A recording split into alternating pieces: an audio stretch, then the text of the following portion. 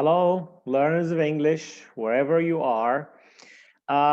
It's my pleasure today. I and my buddy, Joe English, to introduce you to another piece of grammar, which is the appositive and the appositive phrase. So, hold tight. Without further ado, we will share the PowerPoint with you and start talking about appositive and appositive phrases. All right.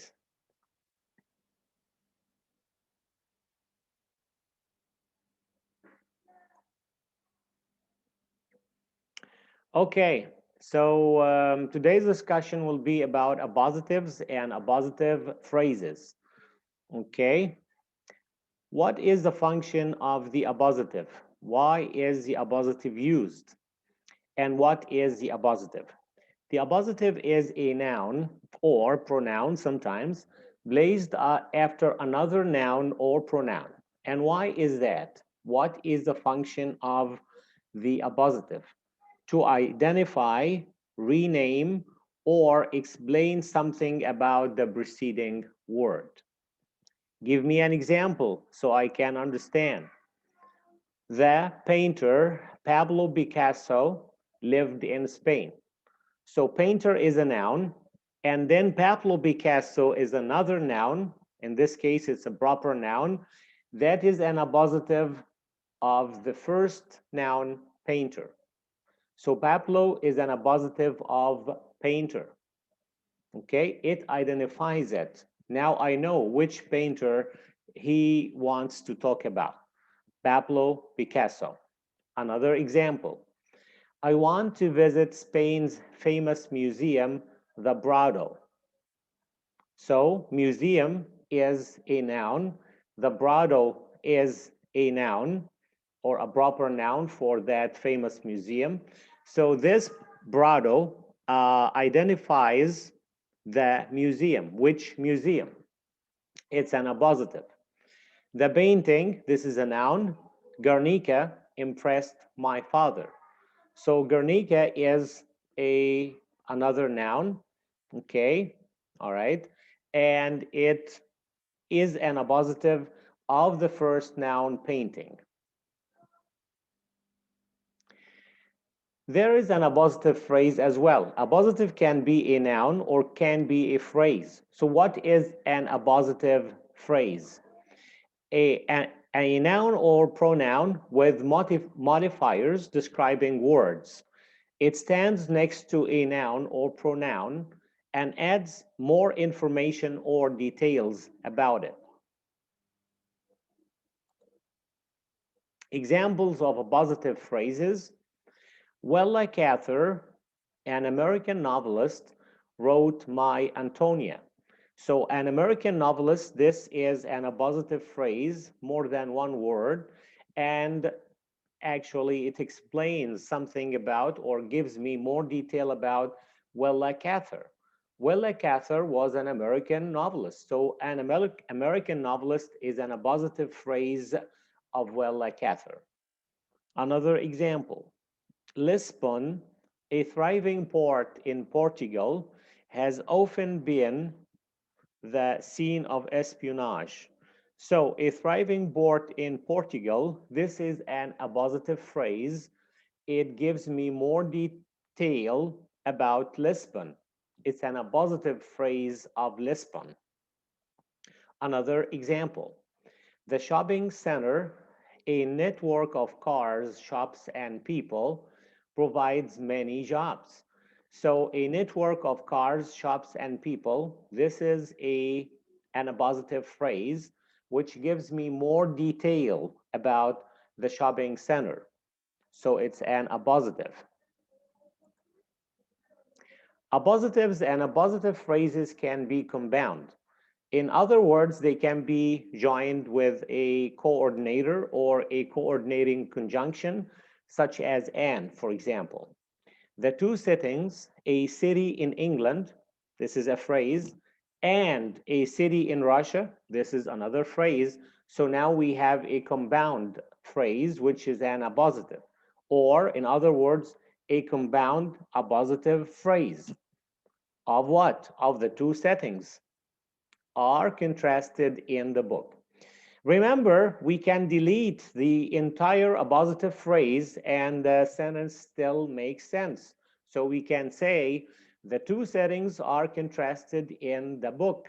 This is an IC, independent clause, with a complete meaning, and it does not need the appositive phrase or the compound appositive phrase to stand alone. It's a standalone sentence even without the appositive phrase. That's something you should know. Okay, an appositive is not a prepositional phrase. Now pay attention. The boy with the broken arm is my brother.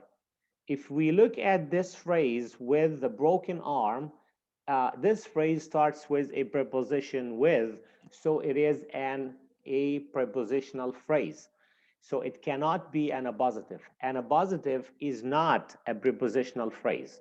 If we want to have a prepositional phrase, we could say, the boy, the one with the broken arm, is my brother.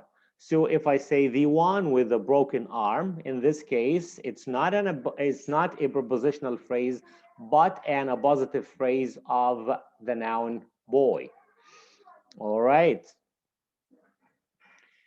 Commas and appositives. When this word or group of words, which is the appositive, interrupts a sentence, it needs commas on both sides. Example, Riley, comma, my dog, comma, is gregarious. Exception, if it is one word like a name or a title, no comma is needed. Example, my dog Riley is gregarious. We don't need a comma around Riley because it's a name, the name of the dog, and it's one word. Again, commas and appositives. Commas are put around the appositive phrase because it's not necessary to the meaning of the sentence. In other words, you can omit or delete the entire appositive phrase and still have a sentence with a complete meaning, which is an independent clause or IC. Give me an example. Well, Riley, my gregarious dog, will jump up on his hind legs when he meets people. I can as well delete the phrase, the appositive phrase, my gregarious dog. I could say, Riley will jump up on his hind legs when he meets people. Absolutely fine. It's a complete sentence. It's an independent clause. I do not need an appositive to make it complete. Another example. Winnie, the only child of the house, never went there. So the only child of the house is an appositive of Winnie. It was May talk with her other son, Jess' older brother.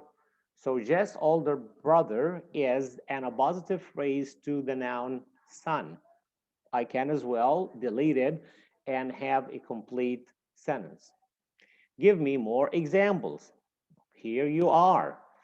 Then she stood and took from the washstand beside the bed a little square-shaped object, a music box painted with roses and lilies of the valley.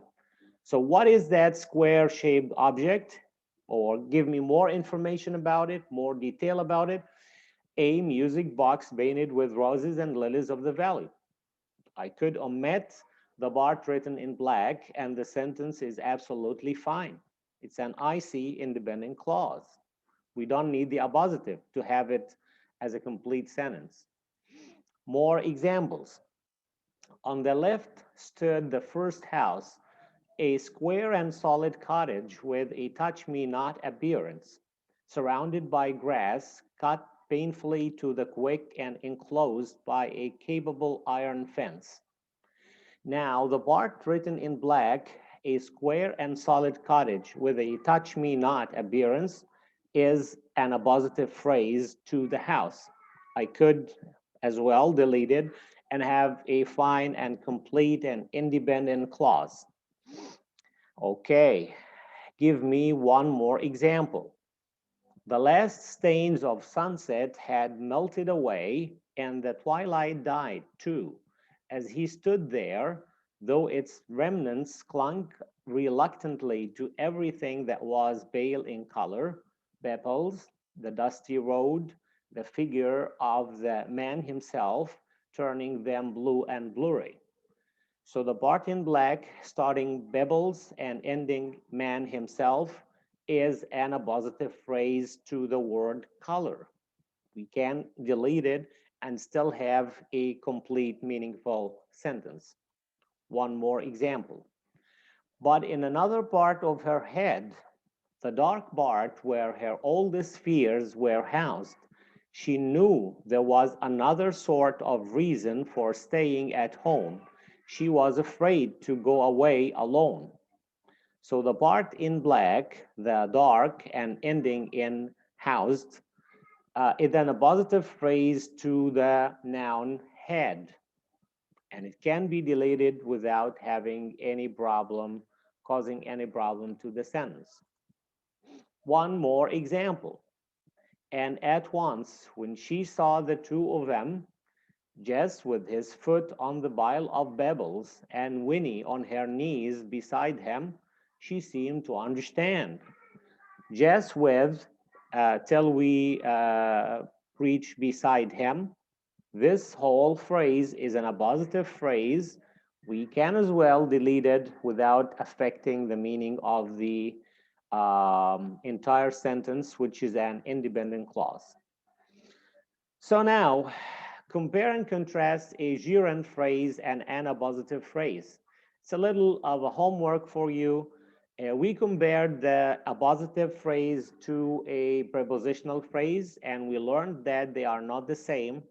Now here's a question for you. Compare and contrast a gerund phrase with an appositive phrase, okay? As a homework, as a little homework for you, and let me know in the comments section if you have understood what we're talking about today. And if you need some more help or explanation, I and my buddy, Joe English here, will be happy to help. Thank you very much. See you in the next one. Thank you.